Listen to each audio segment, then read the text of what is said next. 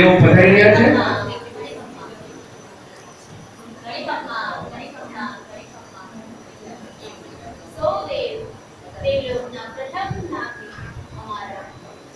રક્ષણહાર અમારા હિતચિંતક અને અમારા સૌના સીતા જેવા દેવાધિદેવ ઇન્દ્ર મહારાજ આપને ઘણી ખમ્મા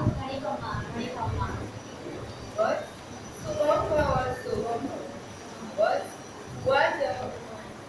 બોલો હજી આપણા